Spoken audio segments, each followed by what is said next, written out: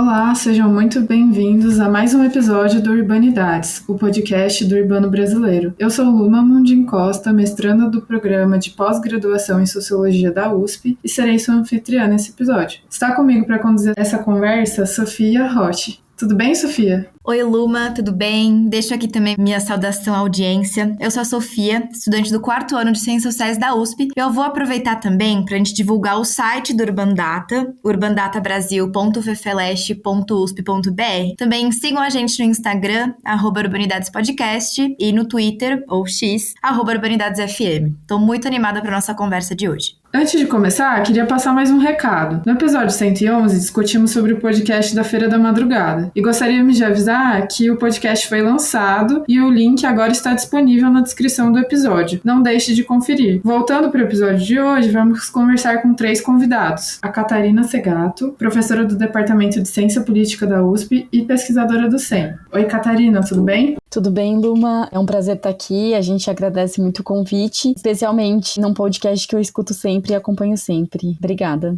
Que legal, Catarina, muito obrigada. Agora eu dou um oi pro André Luiz Nogueira da Silva, assessor especial da Secretaria Executiva do Conselho da Federação. E aí, André, tudo bem? Oi, Luma. Oi, gente. Obrigado pelo convite. Estou aqui no desafio do Conselho da Federação. Acho que já é bom aproveitar o espaço para estar divulgando uma estrutura criada pelo governo federal. Fica aqui na Presidência da República e estamos aqui à disposição. Tratamos de questões federativas. Eu acho que o tema de hoje é totalmente afeito ao que eu estou trabalhando hoje. Obrigado. Legal, André. E a nossa terceira convidada é a Fernanda Lima Silva, pesquisadora da Escola de Administração de Empresas da FGV. E aí, Fernanda, você está bem? Oi, Luma. Oi, pessoal, tudo bem? É um prazer estar aqui, conversar com vocês e poder conversar sobre nossas experiências de pesquisa e reflexões que envolvem estados e políticas públicas. Nossa ideia hoje é conversar com os nossos convidados sobre o artigo publicado ano passado, em 2023, na revista Agenda Política, intitulado Diferentes Padrões de Coordenação Estadual, os fatores explicativos da atuação coordenadora nos estados brasileiros. Para começarmos, eu gostaria de fazer uma pergunta para contextualizar a discussão feita no artigo. Vocês poderiam nos explicar o que é a atuação coordenadora dos governos na implementação das políticas públicas? Qual a diferença entre coordenação federal e as coordenações subnacionais? Bom, Luma, a gente trabalha com essa discussão no artigo sobre a coordenação estadual. O que a gente discute sobre o tema? É um consenso na literatura de que a coordenação nacional no Brasil foi fortalecida nas últimas décadas, especialmente a partir da segunda metade da década de 90, a partir de diversas mudanças que a gente teve na política nacional. Então, a gente teve várias diretrizes nacionais em várias políticas, a gente teve a aprovação de mecanismos de redistribuição de recursos, em algumas políticas a gente teve a criação de comitês intergestores, como a CIT no SUAS. Então a gente teve diversas mudanças em várias políticas que levaram ao fortalecimento da coordenação nacional, principalmente, já que a gente tem uma centralização decisória na maior parte das políticas, em que a União tem o papel de assistência técnica e financeira. A gente também tem uma centralização fiscal, que coloca a União, então, num papel importante, que a partir da década de 90, a partir dessas mudanças que eu relatei, a União foi ocupando esse papel de coordenação, e a gente tem alguns outros instrumentos de coordenação federativa, como as comissões, que também foram fortalecidos em algumas políticas. Essa coordenação nacional já foi muito estudada pela literatura, e é um consenso de que ela foi importante, central, para reduzir desigualdades de capacidades estatais entre estados e municípios, e também desigualdades de acesso e qualidade de políticas públicas no Brasil. Então a gente tem vários autores que vão tratar disso. A Marta Rett, professora também da USP, é uma referência nesse tema, e a gente parte dessa discussão para entender as variações que acontecem no nível subnacional. A gente teve um fortalecimento da coordenação nacional, mas a gente tem variações subnacionais. Então a gente quer compreender em maior profundidade essas variações subnacionais, a partir disso, o papel que os estados desempenham nas políticas públicas. A partir da discussão sobre os estados, a gente identificou que alguns estados desenvolveram e construíram padrões de coordenação estadual. E então, o que a gente discute sobre coordenação estadual está diretamente relacionado a essa discussão sobre coordenação nacional. Então, quais são os estados e em que políticas os governos estaduais desenvolveram padrões parecidos com o que existe nacionalmente? Alguns estados criaram algumas normatizações estaduais, desenvolveram um papel de assistência técnica e financeira junto aos municípios, então apoiam esses municípios em diversas ações, buscando reduzir essas desigualdades de capacidades estatais e de acesso e qualidade das políticas dentro dos seus estados, então as desigualdades interestaduais entre os municípios. Essa é um pouco a discussão que a gente tenta compreender casos em que os estados desenvolveram esses padrões de atuação de coordenação estadual. Obrigada, Catarina. Bom, essa segunda pergunta tem a ver com a anterior, mas também especificamente sobre os 3 casos empíricos que vocês estudam. No artigo, vocês exploram diferentes padrões de coordenação a partir de 3 políticas em diferentes estados. A política de educação no Ceará, a política de saúde em São Paulo e a política de gestão de risco de desastres no Acre. Como vocês chegaram nesses 3 casos e por que analisar essas políticas nesses estados ajudaram vocês a entender padrões de coordenação estadual? O tema, especificamente, o objeto do artigo, de fato, é a coordenação estadual. Como a Catarina falou, o histórico na Federação Brasileira era de aprofundamento ou mesmo de aperfeiçoamento ou fortalecimento dessa coordenação nacional. Só que era muito pouco estudado a coordenação que existe dentro do território subnacional, ou seja, do espaço subnacional. Até que ponto os estados eles coordenam os municípios que estão dentro do seu território. E isso era um pouco uma lacuna da literatura. Como que a gente chegou nesses casos? Era meio que pesquisas que a gente já vinha encaminhando, mas a gente não tinha feito esse recorte da comparação entre as políticas. Embora eu e a Catarina já tenhamos estudado a educação no Ceará, a Catarina também estudava a saúde em São Paulo, a Fernanda estudando aí o caso da defesa civil no Acre. Havia um elemento comum ali dos 3, que era esse papel coordenador. É muito interessante quando a gente pensa, a gente olha o desenho dessas políticas, o desenho mesmo constitucional dessas políticas, principalmente o infraconstitucional, ou seja, como que as políticas de saúde, educação e defesa civil, quais são as diretrizes de implementação dessas políticas no território. E aí quando a gente olha, a Catarina foi muito feliz quando falou da importância do suporte, do apoio técnico, da cooperação técnica e financeira da União a estados e municípios, mas quando a gente olha para o desenho dessas políticas, esse desenho replica a lógica para os estados, ou seja, os estados também têm a atribuição de cooperação técnica e financeira junto aos seus municípios. Essa coordenação dentro do território já existia, já estava prevista, mas muito pouco estudada. Esse é um elemento comum que a gente encontrou e que fez a gente pensar nessa comparação, tá bom? Obviamente que outra lógica para a gente fazer essas escolhas tem a ver também com diferentes níveis de atuação, na verdade, de comportamento da União em relação a estados e municípios. Então, quando você olha para a saúde, você tem uma política de alta normatização nacional, de indução da União, de indução financeira, ao passo que quando você olha para a educação, há uma lógica mais descentralizada de implementação da política. A defesa civil, ela está meio que no meio termo, tem alta normatização nacional, mas aí você não tem tanta essa capilaridade municipal, mas tem um importante papel ali do governo estadual. No caso do Acre, como a Fernanda pode explicar melhor, assumiu um protagonismo de coordenar ali, principalmente a capital, no trabalho de defesa civil.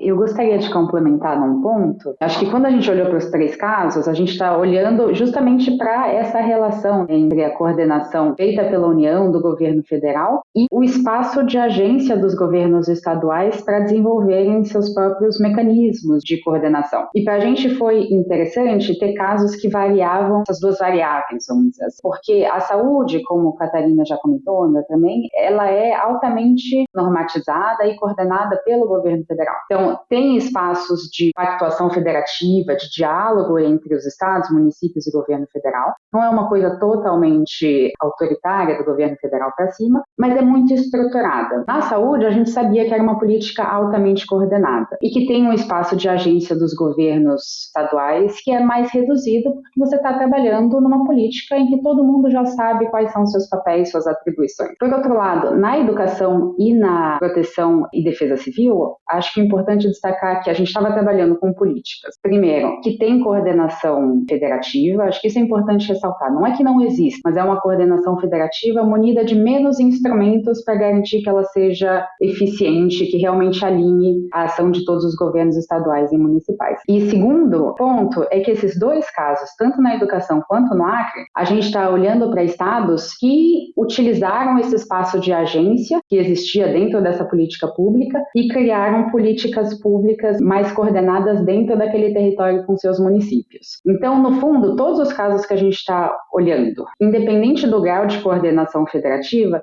são casos em que houve um padrão de coordenação estadual. E eu estou trazendo isso porque acho que tem vários casos no cotidiano, é possível observar muitas situações em que você tem um governo estadual que não assume esse papel de coordenação junto aos seus municípios de forma muito efetiva. E para a gente isso foi importante. Então a gente está olhando para diferentes combinações da coordenação federal com o governo estadual, mas em todos, nos 3 casos, a gente observa que tinha sim um padrão de coordenação.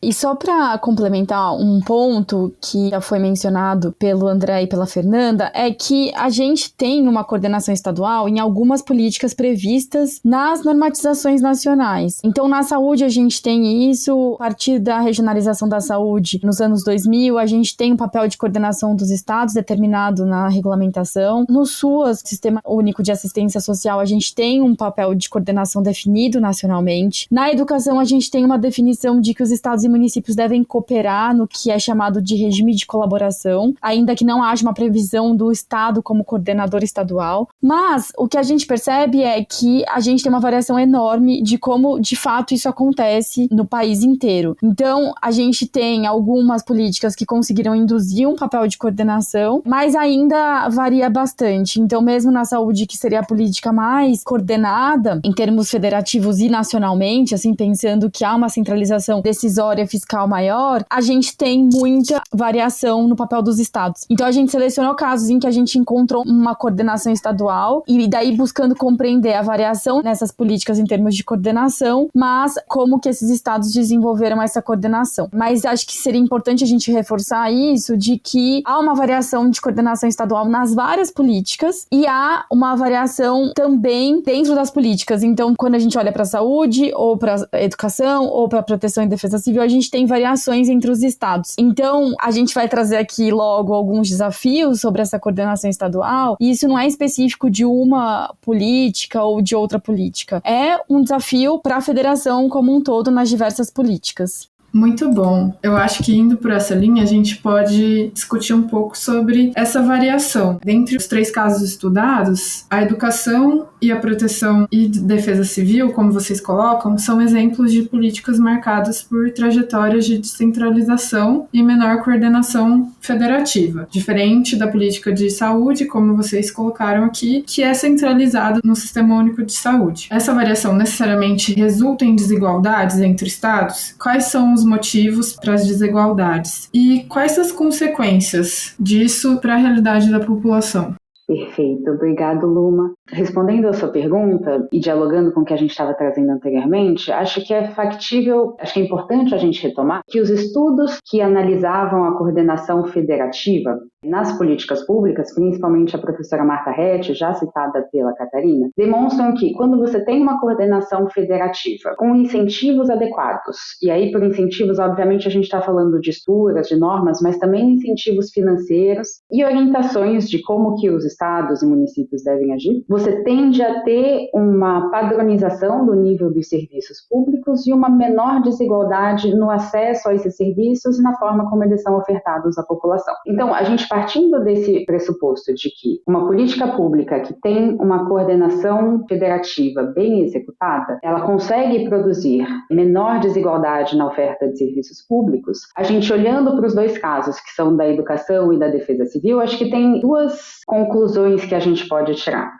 Primeiro é que há sim um risco de ter maior desigualdade na oferta dos serviços públicos, mas também na variação desses serviços públicos. O que acontece, por exemplo, no caso da proteção e da defesa civil, é que existe uma normativa, a Política Nacional de Proteção e Defesa Civil, que foi instituída em 2012, que estabelece que as ações de prevenção e resposta a desastres, como, por exemplo, inundações, elas não são uma responsabilidade única da Federação, do Estado ou dos municípios, municípios. Esse tipo de resposta, esse tipo de ação dentro dessa política pública é uma responsabilidade compartilhada entre os 3 entes da federação. A lei que institui a política já define o que cada ente deve fazer. Acontece que muitas coisas são sobrepostas. Então, por exemplo, quando a gente pensa em ações de prevenção a desastre, é importante ter ações de prevenção. O que isso significa? Significa, por exemplo, você ter dados, ter estudos, ter mapas que mostrem quais são as áreas num determinado território, numa cidade, que tem maior risco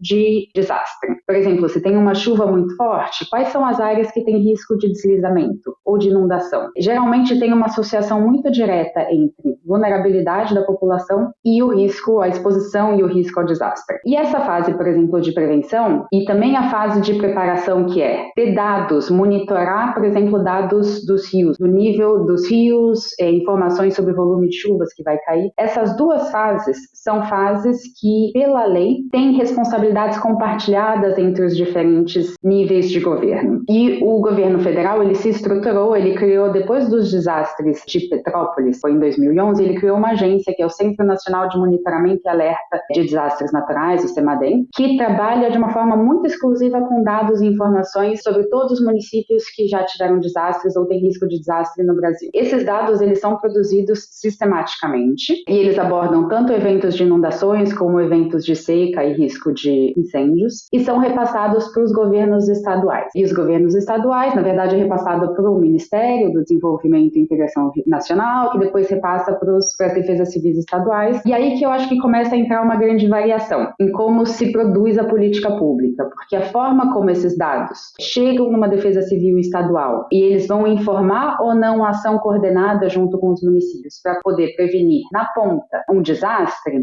isso acaba variando muito entre os diferentes estados. E varia muito por conta de alguns elementos que a gente inclusive analisa no artigo. Primeiro, qual que é a trajetória da política naquele estado? Então já existe, por exemplo, lei, experiência, uma equipe capacitada, você ter capacidade, tanto técnica administrativa quanto político-relacional, se articular com outros atores, inclusive os moradores que moram em área vulnerável. Isso varia bastante entre os estados e acaba também tendo um impacto no padrão de coordenação que existe. E quando a gente está falando em coordenação estadual, acho que é importante ressaltar que a gente está se referindo a como que o estado atua junto com os seus municípios para orientar e implementar uma dada política pública. E é isso, no caso tanto da educação quanto da defesa civil, acho que já indo um pouco para finalizar a minha fala, acho que nesse contexto de uma coordenação federativa que existe, mas que é mais incipiente, os estados acabam tendo muita variação. Eles acabam tendo muita agência, ou seja, eles têm muito espaço para decidir como que eles vão traduzir o que essa normativa federal estabelece na prática da sua ação. Isso faz com que alguns estados estejam muito mais preparados do que outros para lidar com consequências de mudança climática, por exemplo. E aí, é inegável que existe sim uma desigualdade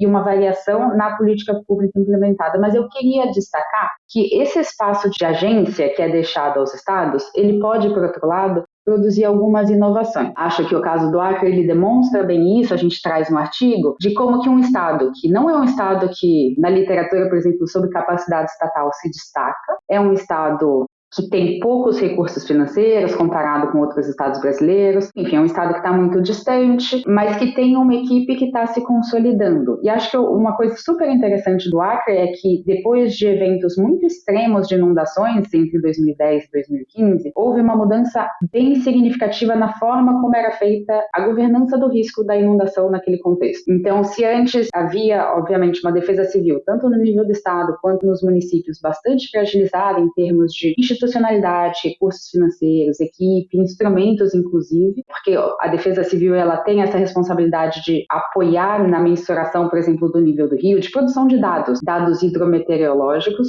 A partir de 2015 houve uma mudança no arranjo da gestão dessa política e aí você tem um ator novo que chega, que é a Secretaria Estadual do Meio Ambiente, que com o apoio do Progestão da ANA, institui uma sala de situação que começa a monitorar de forma bastante sistemática os dados sobre inundações. E acho que tem dois avanços. Um é a criação dessa sala de situação, a capacitação de uma equipe para saber lidar com esses dados. Essa equipe produz 2 documentos que circulam diariamente, Boletim do Tempo e um outro documento com dados hidrometeorológicos, e esses dados são circulados para diferentes atores. Então, obviamente, para atores governamentais, diferentes organizações de defesa civil no estado, nos municípios, mas também para outros atores. Então, a Universidade Federal do Acre, o Ministério Público e, inclusive, população, mediante solicitação de recebimento dessa informação. Então, a gente tem esses dois fenômenos: o uso intensivo de dados para poder apoiar na prevenção e na preparação dos desastres, e o envolvimento de uma gama maior de atores nesse monitoramento de gestão de desastres. E o que isso significa na prática? A partir desses dados, eles conseguem saber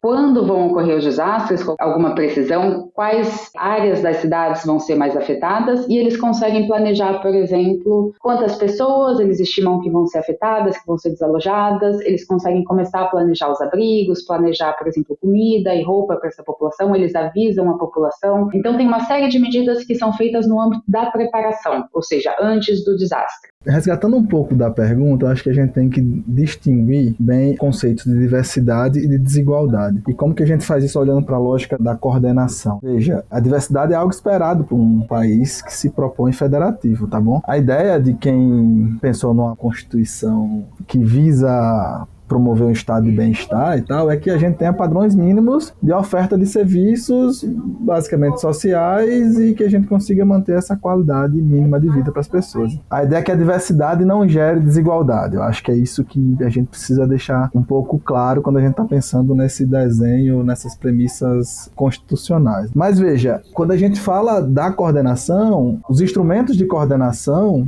são diferentes, independente das três políticas que a gente esteja tratando. Então, o caso da AIDS em São Paulo, há instrumentos de coordenação específicos que foram constituídos ali, no caso da AIDS, no caso de São Paulo. Por mais que a gente esteja falando de uma política altamente normatizada, talvez a mais normatizada que exista no país, que é a política de saúde. Uma das coisas que a gente destaca também no artigo é que, por mais que haja essa variação no nível de coordenação nacional, de normatização nacional da política, há ainda assim um espaço de agência. E esse espaço de agência, uma coisa que a gente está trazendo no artigo, ele está especificamente tratado na questão da coordenação, dos instrumentos de coordenação que os estados lançam mão na implementação de suas políticas. Então, assim, eu acho que a gente precisa fazer essa distinção. Também resgatar um pouco da lógica da trajetória. Ou seja, se você viesse perguntar para mim, para Fernanda e para Catarina, hoje um gestor, o que é que você acha da atuação estadual? Para a gente, todo mundo teria que ter minimamente um nível de coordenação, porque só assim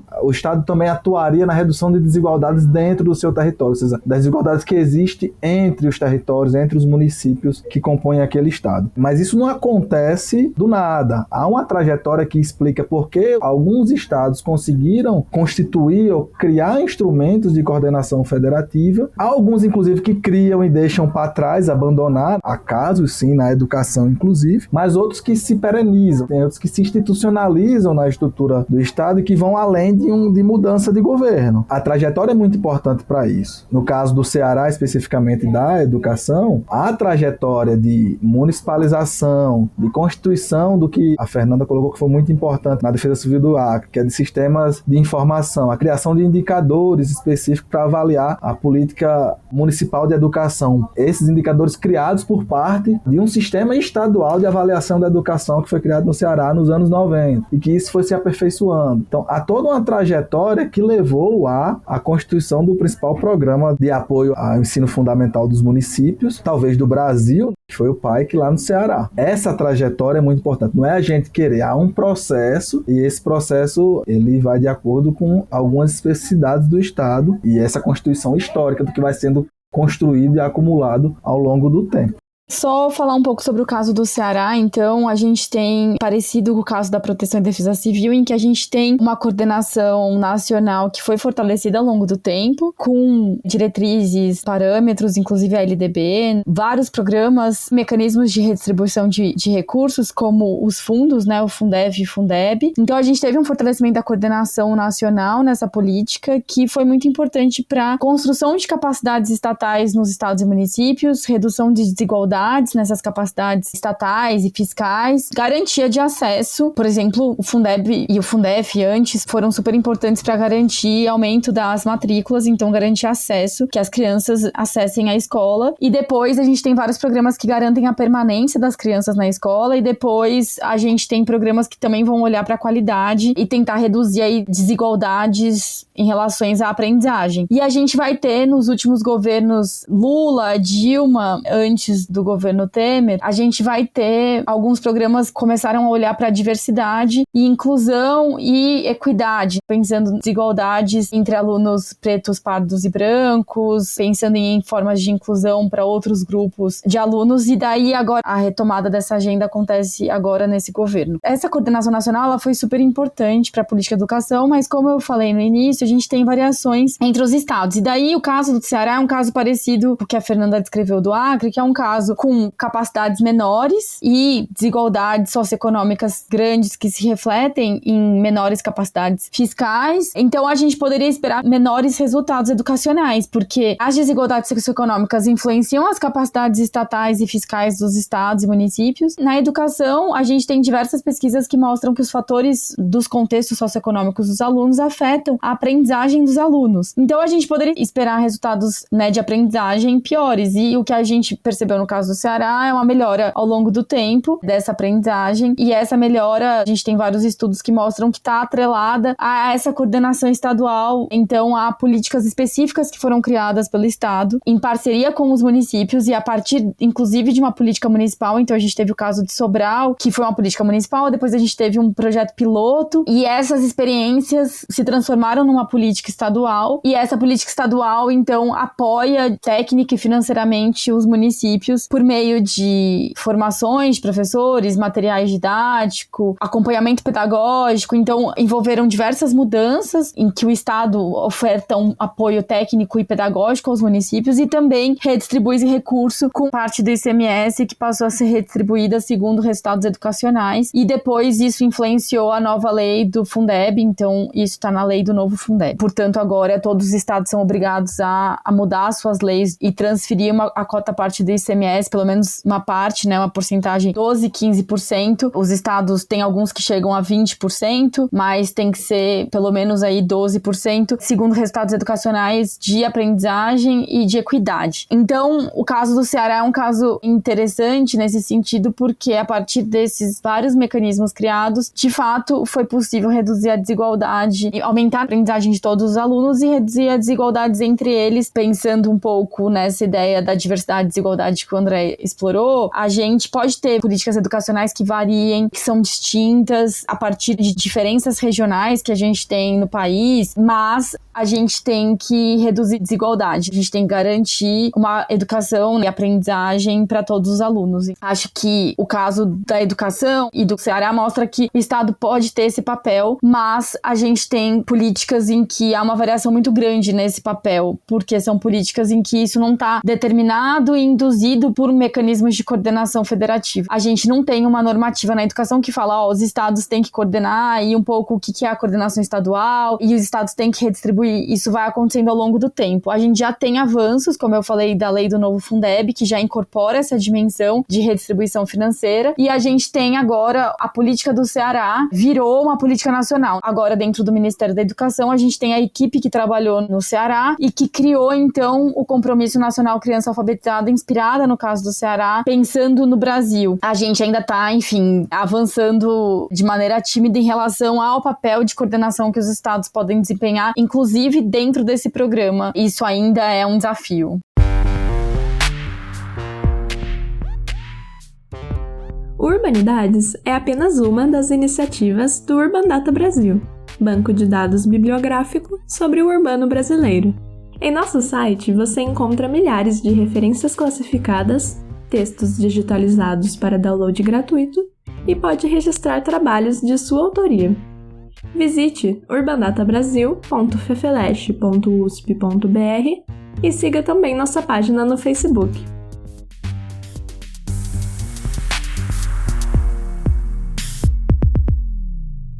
Bom, no artigo vocês colocam que a Política Nacional de Proteção e Defesa Civil reforça o caráter cooperativo intergovernamental, além do papel da União no apoio à implementação dessa política pública por estados e municípios. Entretanto, vocês apontam que apesar dessa indicação na legislação, a coordenação nacional e, consequentemente, a sua implementação se encontram fragilizadas. A Fernanda mencionou que, para o caso do Acre, o espaço da agência estadual trouxe inovações, a partir de 2015. Mas no caso mais recente do Sul, é possível pensar que a gestão do desastre ambiental no Rio Grande do Sul foi falha a partir dessa coordenação da Política Nacional de Proteção e Defesa Civil a nível federal fragilizada ou por pouca capacidade do Estado gaúcho? É difícil a gente responder essa pergunta sobre o Rio Grande do Sul e as recentes inundações de uma forma muito categórica. Em que sentido isso? Provavelmente, enfim, acho que ainda tem muito a ser estudado sobre o que está acontecendo e o que aconteceu no Rio Grande do Sul, mas acho que a melhor resposta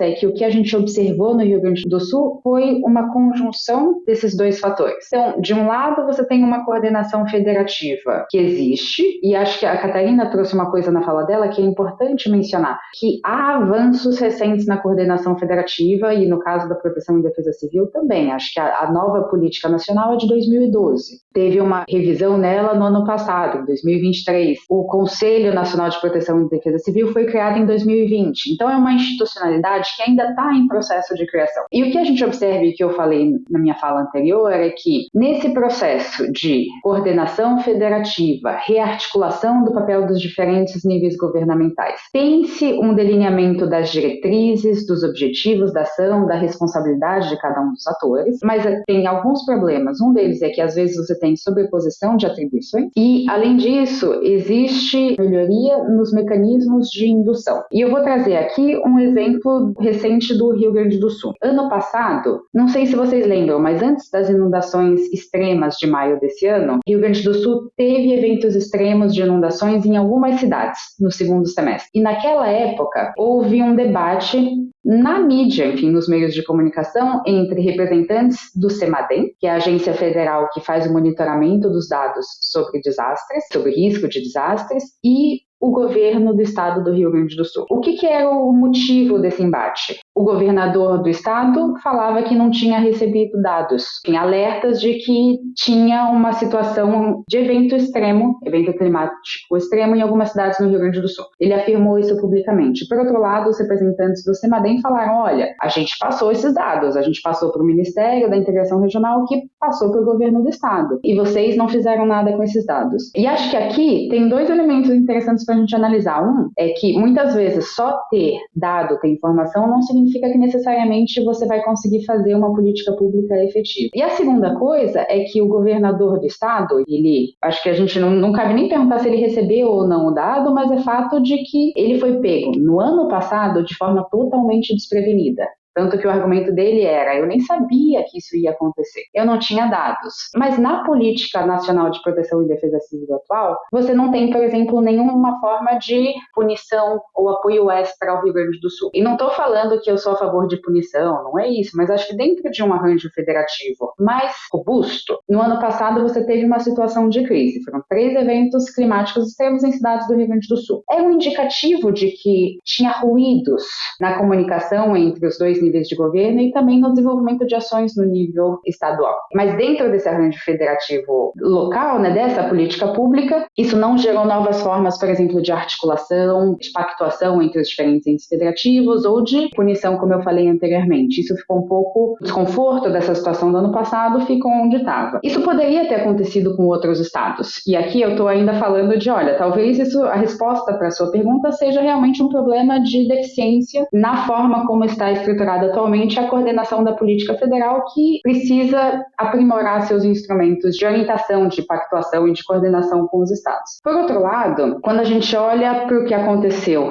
esse ano, em maio desse ano no Rio Grande do Sul, é difícil também a gente não olhar para as falhas na implementação dessa política de proteção e defesa civil no nível do Estado. Por isso que eu acho que a melhor resposta é realmente uma combinação desses dois fatores explicativos. E aí eu vou trazer alguns elementos que ajudam a corroborar esse meu argumento. Então, enfim, a gente está falando de uma política que tem uma coordenação que tem avançado, mas que ainda tem pontos bem significativos que necessitam de ajustes. E, nesse contexto, você tem um espaço de agência para o governo estadual. Então, como que ele vai implementar a política de gestão de risco de desastre junto com os municípios? É um assunto em que ele tem bastante liberdade de decidir isso. E no caso do Rio Grande do Sul, o que a gente nota é que, primeiro, lembrando o caos, a briga em relação à circulação da informação e dos dados sobre inundações do ano passado entre o governo federal e o governo do Rio Grande do Sul, é possível a gente falar que o governo do Rio Grande do Sul provavelmente tem uma lacuna de dados atualizados e de informações e de mapas, por exemplo, de áreas vulneráveis, o que pode minar possíveis ações de prevenção,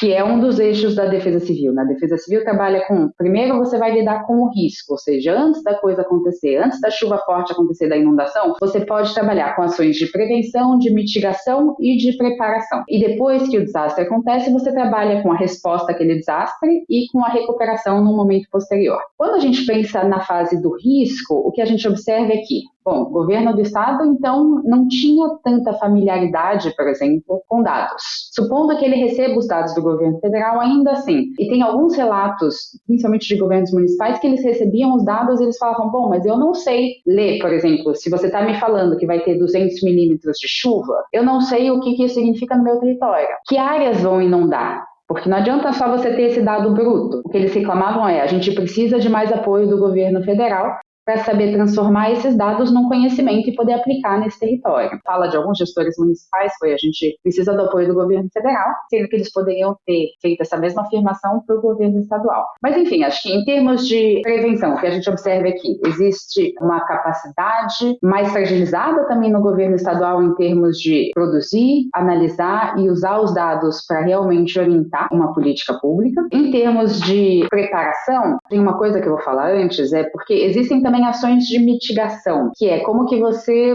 por exemplo, remove famílias de áreas de risco que estão numa área que pode, por exemplo, uma parte do morro que pode desmoronar, ou você trabalhar com compotas, que é o caso de Porto Alegre. Então você tem ações de infraestrutura que podem contribuir para você evitar que um desastre ocorra. E tem alguns relatos, enfim, o caso do Rio Grande do Sul é muito novo, mas tem alguns relatos, e isso saiu bastante na mídia, de que a infraestrutura que poderia prevenir a inundação em Porto Alegre, pegando um caso específico, ela estava obsoleta. Ela estava desatualizada. Tem, inclusive, um artigo que foi publicado no Nexo por pesquisadores da Federal do Rio Grande do Sul, a Lígia Madeira, Luísa Carvalho e Sérgio Simone Júnior, em que eles argumentam que houve no Rio Grande do Sul um processo de desmantelamento dessas estruturas que encontra paralelo com o que aconteceu no governo Bolsonaro. Ou seja, você tinha, como o Rio Grande do Sul tem casos recorrentes de inundações, já havia uma estrutura física, principalmente na cidade de Porto Alegre, para lidar com isso e evitar que a água entrasse na cidade e causasse muitos estragos. E essa estrutura, que entraria no eixo de mitigação, dentro do eixo de atuação da Defesa Civil, também estava desmantelada ou subutilizada. Ela não estava ausente da habilidade de responder adequadamente no contexto de inundação de maio. Em relação à preparação, que é também você se preparar para o evento, então, se a gente sabe que vai acontecer uma inundação muito forte daqui a um dia, daqui a 12 horas, o que eu vou fazer? Isso pressupõe, claro, que eu estou entendendo a informação que eu recebi e que eu vou tomar atitudes para isso. E a sensação que fica é que a preparação, no caso do Rio Grande do Sul, também foi falha, no sentido de que a sensação geral é de, olha, é uma situação que a gente nunca viveu e estava todo mundo um pouco atrapalhado. Muita atuação da sociedade civil, muitos voluntários, inclusive, atuando no resgate, mas tinha, uma certa... as pessoas é como se elas não soubessem direito o que fazer. Então, onde estão os abrigos, para onde levar as pessoas, tem que sair, não tem que sair, sendo que numa preparação ideal para um evento de inundação, você deveria, o governo estadual, o governo municipal deveriam ter clareza de quais são as áreas mais afetadas, quais são as ações que eu vou já organizar, por exemplo, com abrigo, retirar as pessoas, pensar no abrigo, você precisa ter uma capacidade, você precisa ter comida, você precisa ter colchão, tem uma série de ações de logística que tem que ser realizadas, tem que ter uma comunicação com a população, isso é super importante. A Política Nacional de Proteção e Defesa Civil, ela propõe a criação de núcleos comunitários de defesa civil nos bairros mais vulneráveis. E, novamente, é uma iniciativa que em alguns municípios foi iniciada, mas o que eu tenho visto nos meus estudos sobre esse tema no Brasil é que os núcleos, quando existem, muitas vezes estão bem debilitados. Então, a comunicação com a população também foi débil. Então, acho que é uma soma de fatores que mostram que a coordenação no nível estadual era uma possibilidade, a coordenação poderia ser realizada de outra forma, mas no caso do Rio Grande do Sul, a gente teve, quando a gente pensa na parte de risco, então a gente teve uma prevenção, uma mitigação e uma preparação que foram bastante deficientes. Acho que isso ajuda a gente a entender, porque é isso na hora do desastre, na hora da inundação super extrema, e aqui acho que é importante ressaltar que realmente foi um fenômeno que nunca tinha acontecido, então foram a grande maioria das cidades gaúchas afetadas, um nível de perdas e de desastres super intenso, mas de toda forma o governo parece que foi pego desprevenido. E acho que tem uma coisa interessante também de refletir, diante dessa, eu diria, falta de preparo mesmo do governo estadual para lidar com uma situação de crise de tamanha magnitude, o governo federal, ele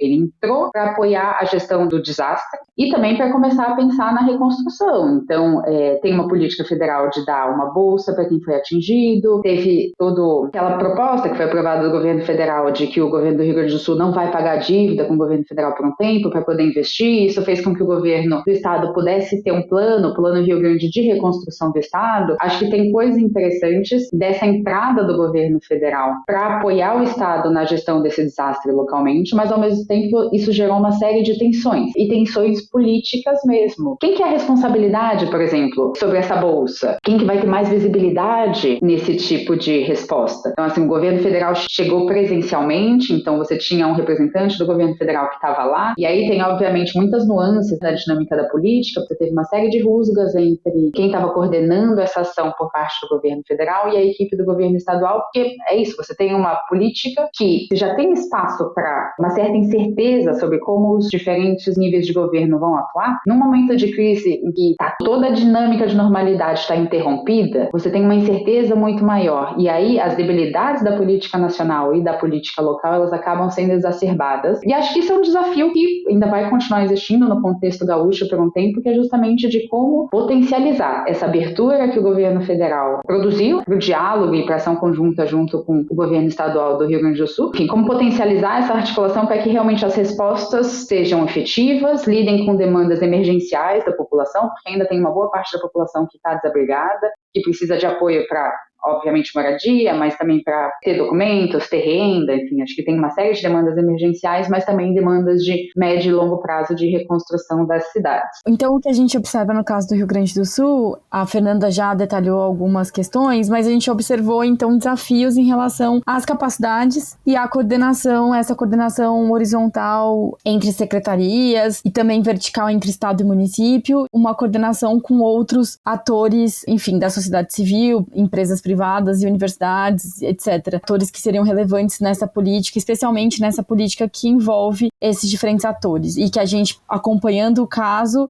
percebeu que foram atores importantes, que são atores importantes tanto nessas diferentes fases, um pouco da mitigação e prevenção e também da resposta ao desastre. Então, a coordenação nacional, ela também se mostrou desafiadora aí na implementação. A gente, como a Fernanda colocou antes, tem uma política nacional. Nessa política nacional definida em 2012, na lei, inclusive há uma previsão de um sistema nacional de proteção e defesa civil, e a gente tem vários sistemas nacionais previstos no nível nacional em diversas políticas, mas poucos de fato foram implementados pensando nos diferentes mecanismos de coordenação federativa, então pensando em normatização, redistribuição de recursos, sistemas informacionais, como a gente já falou, e nas arenas de pactuação entre diferentes níveis de governo. Eu mencionei a CIT no começo, a gente tem as CIBs que são no nível estadual e a gente também tem as arenas de participação social. Nessa política a gente tem a definição nessa legislação de 2012 da política que coloca as competências dos diferentes níveis de governo e a definição do Conselho Nacional. Mas a gente não tem esses diferentes mecanismos de coordenação federativa sendo implementados como a gente tem no SUS e no SUAS, que são os sistemas mais bem implementados, digamos, porque a gente tem, como eu falei, diversos sistemas previstos, alguns parcialmente implementados. A gente tem Sistema Nacional de Cultura, Segurança Pública, Meio Ambiente, Recursos Hídricos, Igualdade Racial, e todos enfrentam desafios de implementação. implementação e não conseguem implementar todos esses mecanismos de coordenação federativa. E isso também se dá nesse caso em que tem a previsão nacional, mas se a gente pensar na implementação, a gente não tem um sistema nacional. Então, pensando nessa ideia da coordenação federativa, a gente observa que há uma fragilidade enorme em termos de diretrizes e políticas e normatizações mais específicas sobre a política, uma articulação disso com induções financeiras para assegurar a implementação dessas políticas e construção de capacidades subnacionais, essas mesmas capacidades que eu citei, que foram fundamentais nos 3 casos, inclusive no caso do Acre, e esses espaços de coordenação que a gente tem em várias políticas no SUS e no SUAS, as CIBs, né, que são instâncias de pactuação entre diferentes níveis de governo, mas a gente, talvez, no caso da proteção e defesa civil, é um caso parecido com outras políticas, talvez a gente tivesse que pensar em desenhos de coordenação que envolvesse atores também não estatais, privados, universidades, enfim, envolvessem uma diversidade maior de atores nessa governança do que apenas uma comissão com entes governamentais. Ainda que essas comissões, mais de uma poderia existir, eu tô falando que não se esgotaria, a coordenação não se esgotaria só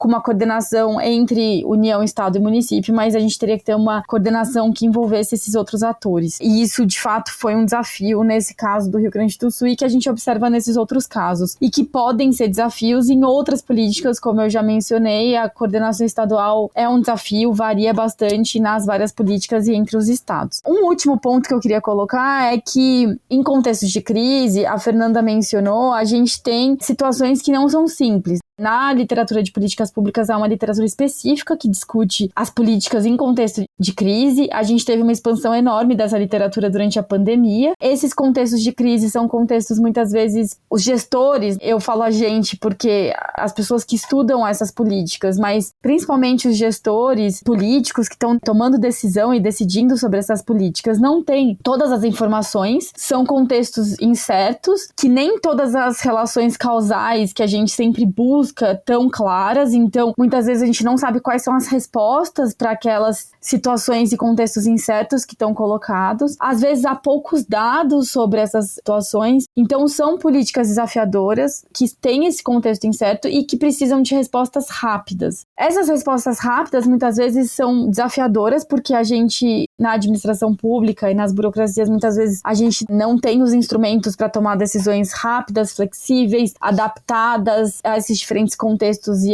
pensando contextos de incerteza e da crise, mas também pensando nos contextos locais. Então, essas respostas nesses momentos não são simples. Elas são desafiadoras. Tem alguns achados já da literatura e que convergem com algumas discussões que a gente faz no artigo, que é, coordenação é importante, mas descentralização, então essa autonomia subnacional é importante também para respostas que são mais adequadas aos contextos subnacionais e mais flexíveis e rápidas. A gente também pensa em capacidade, nessa capacidade que é importante, mas que ela tem que, às vezes, ser ativada por uma liderança política. A gente também pensa em como as decisões são tomadas, então a gente tem produção de dados, produções de evidências, a gente pode ter uma coordenação já previamente entre esses atores que produzem esses dados e evidências, mas as decisões não são baseadas em evidências e dados, elas são decisões políticas que podem se informar por esses dados e evidências e podem incorporar isso nessas decisões. A gente tem atores que muitas vezes estão imersos em governos que têm limitações institucionais e às vezes limitações cognitivas em termos de responder, porque às vezes a gente precisa, os atores políticos ali, formuladores, precisam coordenar vários dados e evidências para tomar uma decisão, que não é simples, e a gente precisa comunicar essa decisão também para a sociedade, para a população e para as áreas e grupos mais afetados, que também não é fácil, né? Não é trivial como comunicar isso de maneira clara. Então,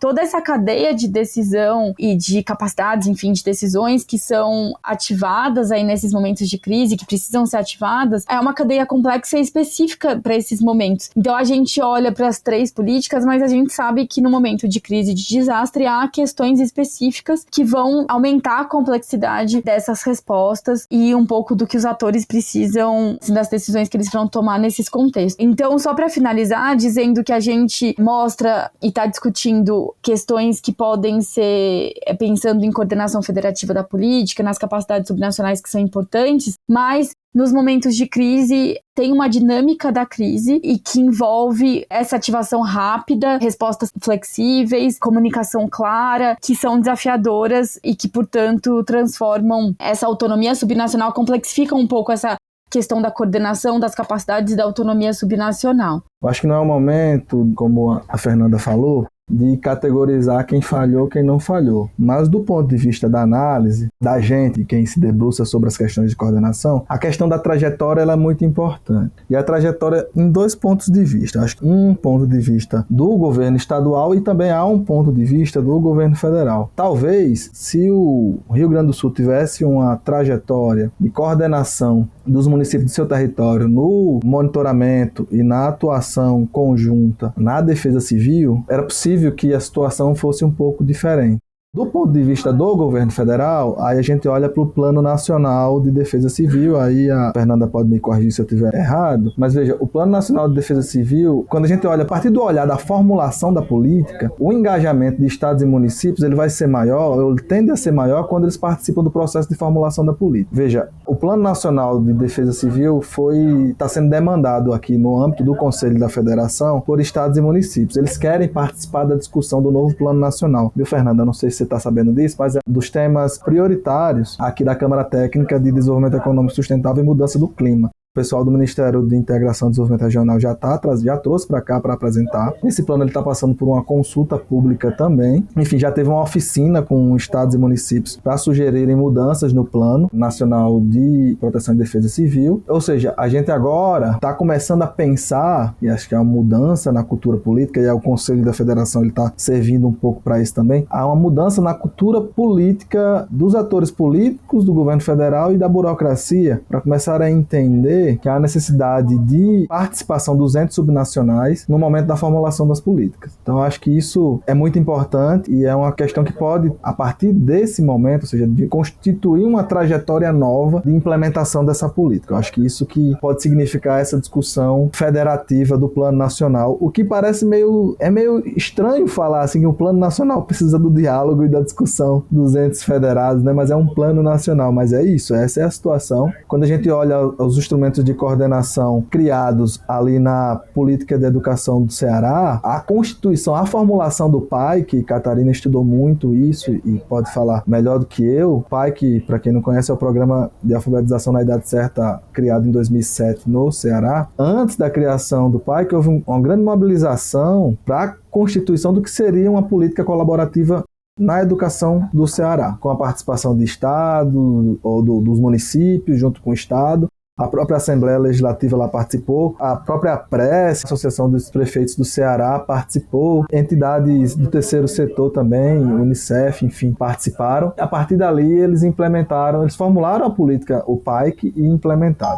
Tão importante quanto o conteúdo da política, ou seja, a assertividade de uma política ou de uma solução para resolver um problema num país federativo, tão importante quanto isso são os instrumentos de coordenação federativa. Eu acho que essa mensagem é importante para a gente refletir e também pensar quando a gente for fazer nas nossas análises, e aí recuperando essa reflexão, ela é importante, tanto do ponto de vista prático do gestor, quanto do ponto de vista de quem está se debruçando sobre aquele objeto de estudo que a gente está falando, que é uma política federativa, ou seja, uma política que é implementada do ponto de vista federativo e que precisa da atuação conjunta aí dos 3 a níveis de governo, tá bom? Então acho que era essa a minha fala aqui, mas só pegando um pouco do gancho da fala da Catarina também, o desafio da intersetorialidade. Na maioria dessas políticas você tem um fortalecimento também intersetorial, mas eu acho que isso está vindo mais forte agora nesses problemas contemporâneos que estão aparecendo, e eu acho que isso é uma tônica quando a gente for falar e for olhar a questão da coordenação federativa no país. Então, retomando o que vocês falaram no início do nosso episódio, o trabalho de vocês busca resolver uma lacuna nos estudos sobre implementação de políticas públicas e os níveis de coordenação num sistema federativo. Então, a partir desse estudo, que foca nas causas explicativas dos padrões de coordenação estadual, qual caminho vocês indicam para análises futuras que se preocupem com a implementação de políticas públicas, capacidades estatais e articulação entre diferentes atores? Bom, a gente, em primeiro lugar, acho que reforçou aqui ao longo da nossa fala, e isso está colocado no artigo, o primeiro ponto é a importância de estudar o papel dos estados. A gente tem uma literatura, como a gente mencionou, que olha muito para a coordenação nacional. Tem uma literatura também importante que olha para o papel dos municípios, porque os municípios tiveram uma centralidade, ganharam centralidade, né, nas políticas públicas, em diversas políticas, ao longo das últimas décadas, né, desde a Constituição de 88, mas depois a gente teve esse reforço do papel dos municípios nas diversas políticas ao longo do tempo. E o papel dos estados ficou em segundo plano na literatura. Isso porque os estados, de fato, em alguns casos, fizeram pouco, não implementaram políticas inovadoras, tem políticas que têm muitas competências comuns com outros entes, então com a União e com os municípios. Então, de fato, os estados ficaram um pouco na sombra, mas o que a gente mostra no artigo é que os estados, eles implementam políticas que são centrais, e eles, como a Fernanda colocou,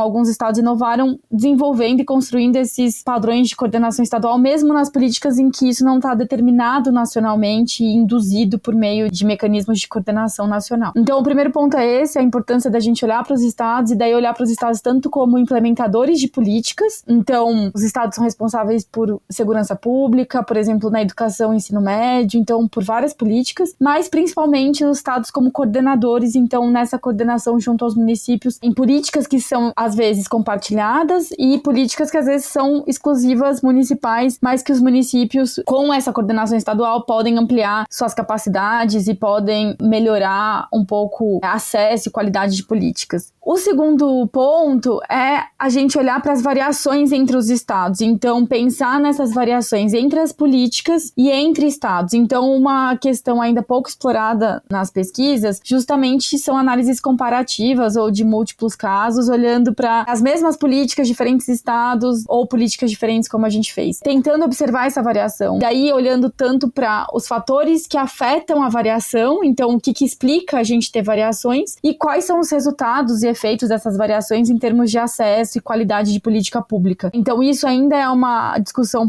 pouco explorada. A gente tem políticas, por exemplo, como a própria HIV/AIDS, política de AIDS, que a gente tem variação em contaminação e mortes no país. Então, olhar por que a gente tem diferenças entre os estados é uma questão super importante nas diversas políticas. Então, esse é um segundo ponto. A gente também tem diferentes padrões de coordenação que também vão produzir diferentes efeitos. Então, na educação, por exemplo, a gente tem um aumento da coordenação estadual semelhante ao caso do Ceará, mas a gente vai ter variações que vão produzir, então, efeitos distintos. Explorar essas variações é super importante numa federação que é marcada pela desigualdade, como é a Federação Brasileira. Eu diria outros dois aspectos que estão bastante relacionados com a discussão que a gente acabou de fazer sobre o caso do Rio Grande do Sul e do Acre e o contexto de crises, que é a gente discutir as políticas, mas pensando nas especificidades das políticas, então pensando que essas políticas são diferentes. Então a gente está falando em coordenação, capacidade, mas como eu acabei de mencionar, por exemplo, se a gente está olhando para o contexto da proteção e defesa civil, por exemplo, de desastres como os desastres resultantes aí de inundações, alagamentos, etc., a gente tem especificidades, a gente tem atores específicos que atuam nessas políticas, a gente tem um papel grande da universidade, a gente tem diferentes atores que são importantes na prevenção e mitigação e outros atores que são importantes na resposta, né, às crises. Então, a gente também observou muita pouca coordenação entre as políticas agora, não só entre os níveis de governo, mas entre as políticas, nas respostas à crise, no caso do Rio Grande do Sul. Então, pensar nessas especificidades, pensando nesses padrões, como se dá dentro, por exemplo, a gente pode olhar para essa questão da proteção e defesa civil, pensar nos diferentes arranjos de governança que os estados fazem, considerando a especificidade dessa política, acho que é um caminho super importante, interessante. E acho que tem um caminho enorme para discutir crises. Então, quais são as respostas dos governos, daí pensando nessas dimensões de coordenação e capacidade, nessas políticas que envolvem resposta à crise. Então, a gente está falando de uma política específica. Eu mencionei também o caso da pandemia, que a gente também teve bastante produção sobre capacidades e coordenação, e especificamente sobre a coordenação estadual na pandemia. Alguns estados tiveram um papel importante de coordenação, que tiveram efeitos nas respostas. Então, acho que explorar essas dimensões de coordenação e capacidade nas respostas às crises e pensar nessas diferentes crises, acho que é uma discussão super importante que pode ser mais explorada pela literatura.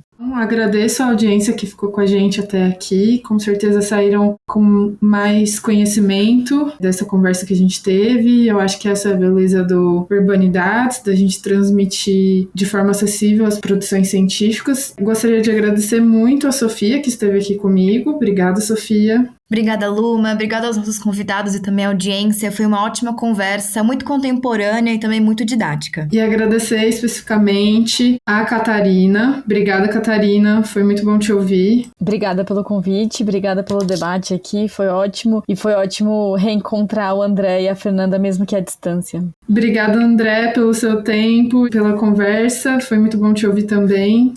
Obrigado a vocês pelo convite, dizer que os temas, inclusive afeitos a urbanidades, muitos deles estão sendo discutidos aqui no âmbito do Conselho da Federação, então dá um Google aí quem não conhece, uma estrutura nova criada pelo governo federal o ano passado, por meio de decreto, e que prevê a participação de representantes do governo federal, estados e municípios. Então uma gama de temas de interesse conjunto que foram priorizados pelos ministros, o presidente, governadores estaduais e prefeitos, e que esses temas estão sendo tocados nessas câmaras técnicas. Então, muitos dos temas que vocês aí no Urbanidades discutem estão sendo discutidos aqui e a discussão aqui ela é construtiva, tá bom? Então a gente consegue sair. Teve uma reunião do plenário no último dia 3 de julho com decisões importantes que eu acho que merece o acompanhamento aí da academia e de quem está estudando políticas públicas, gestão de cidades e federalismo, tá bom? Um abraço a todos. Que ótimo saber, André. E bom, por fim, e não menos importante, muito obrigada, Fernanda. Foi ótimo te ouvir também. A gente fica muito feliz de conversar com vocês três sobre o último artigo que vocês publicaram. Bom, eu agradeço também pelo convite. Foi um prazer dialogar com vocês e também trocar com Catarina e André. Acho que esse é um tema, enfim, quando a gente pensa políticas públicas, governos estaduais, coordenação federativa, acho que são temas que têm muita relevância prática e também tem muito espaço de atuação na academia e eu particularmente acho que é um debate super rico. Então, sempre bom falar disso. Parabenizo também vocês pela Urbanidade, gente. Acho que é um podcast excelente, super atual, contemporâneo, que contribui bastante para fazer essa ponte entre o que está sendo feito, debatido na academia e o debate público, a sociedade no geral.